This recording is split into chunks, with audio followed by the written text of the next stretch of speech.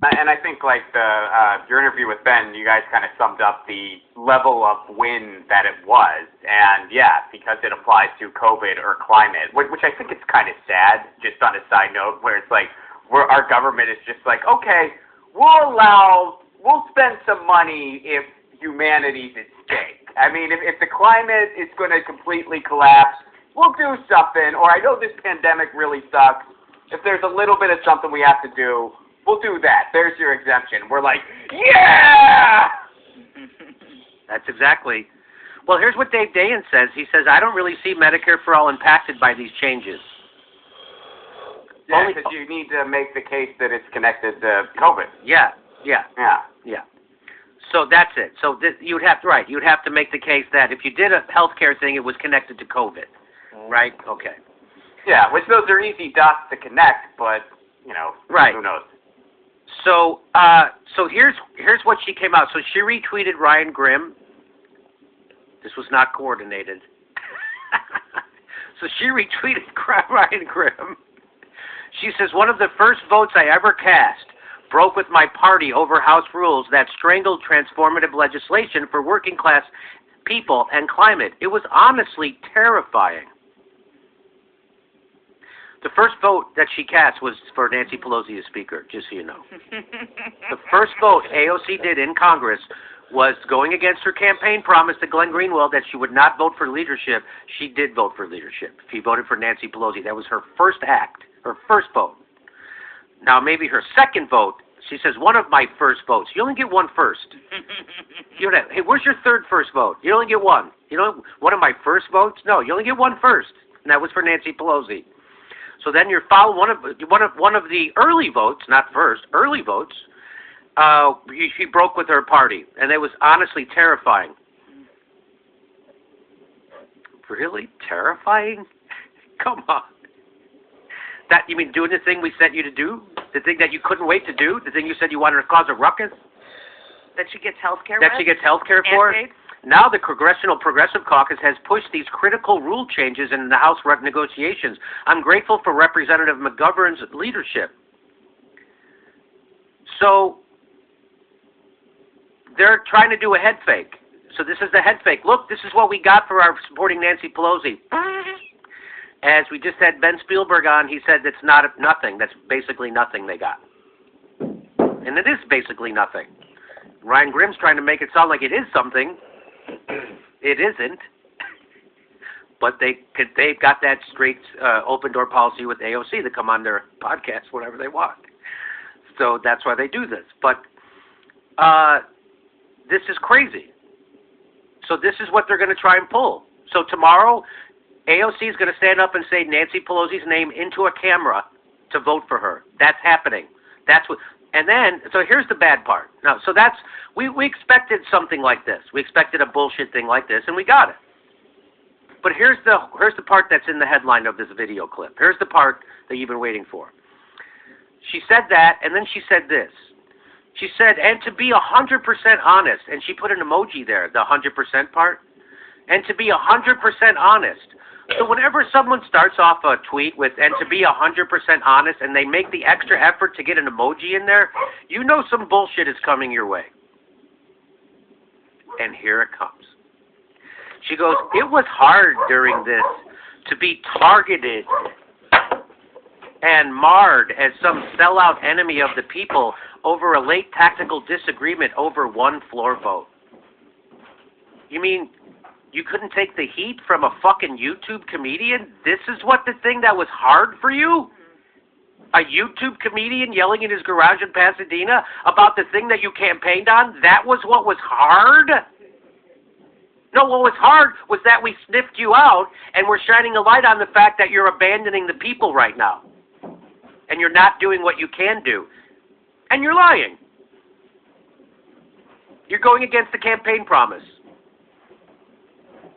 So, and then she totally diminishes it by calling it over one floor vote. Before she was in Congress, she was screaming we needed a floor vote for Medicare for All. I'll show you those videos in a second.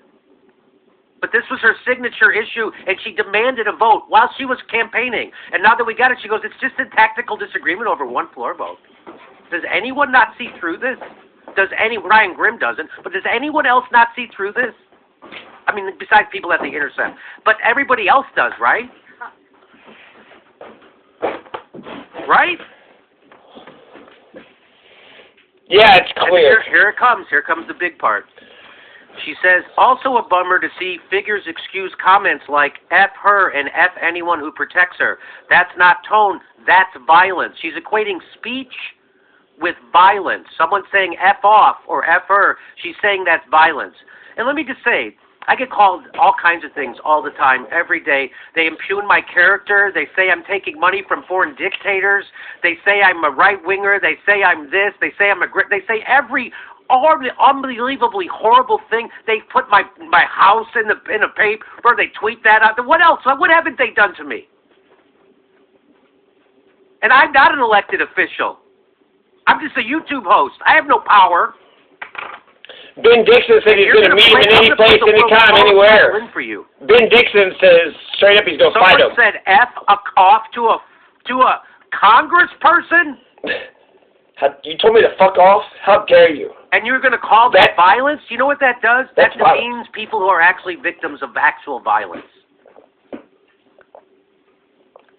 I would never call what's been happening to me the last 3 weeks on Twitter violence. Or what they've been printing in the newspaper, or what people have been doing on videos. People have been screaming at the cameras saying they want to take me and beat me up in a parking lot. Ben Dixon, yeah. But somehow, one of the most powerful people in the world with 11 million Twitter followers, and $100,000 speaking fees, somehow she's a victim of me? She's a victim of violence. So this is the Hillary Clinton trope. This is the Bernie bros are mean. Bernie bro said something mean. That's what she's doing. AOC gets called horrible things on a daily basis by people on the right and people who don't like her, just like me. They say racist, sexist things about her, and it doesn't bother her. But being called a sellout by another progressive is bothering her so much that she's complaining about it on Twitter. Right-wingers say the most disgusting things to her all day long, and she beats their ass back on Twitter. But I'm calling her out accurately, and that is causing her real consternation. Do you see what's happening? It's the proper thing to do, and it's working.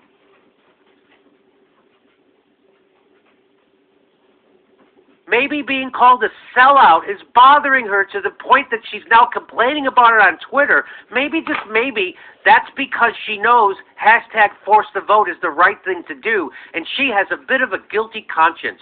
I don't know if it's a guilty conscience, but she's smart enough to know she's being revealed. There's a spotlight on her not doing what she said she was going to do, and she doesn't like it. And she's going to do every underhanded, cheap thing in the world to try to get out of it, including try to intimate that I'm some kind of a maniac doing violence instead of a maniac who's just yelling in his garage. I'm a pissed-off constituent who helped you get elected.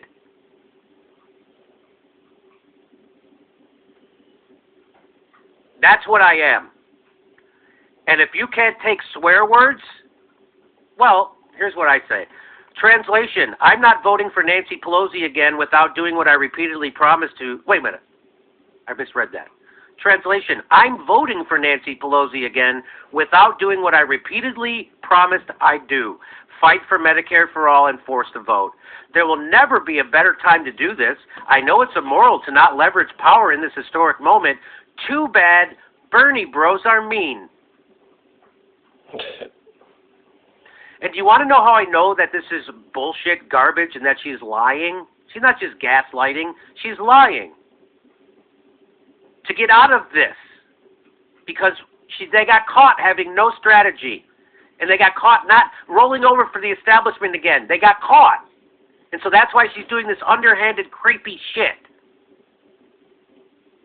And you want to know how I know it's garbage? Because here's Rashid Tlaib. Here's how they talk about other politicians. People love you, and you win. And when your son looks at you and says, Mama, look, you won, bullies don't win. And I said, baby, they don't. Because we're going to go in there and we're going to impeach the motherfucker. So Rashid Tlaib says we're going to impeach that motherfucker, and apparently that's not violence. Look at the violence she's committing. She said motherfucker. And then here she is outside at a big rally in the middle of daylight, and she gets the crowd to say it. Watch this. She gets the crowd, not only her saying it in her garage, she's out in public, in a park, screaming it into a microphone with a loudspeaker, and she tries to get everybody else to say it. Watch this.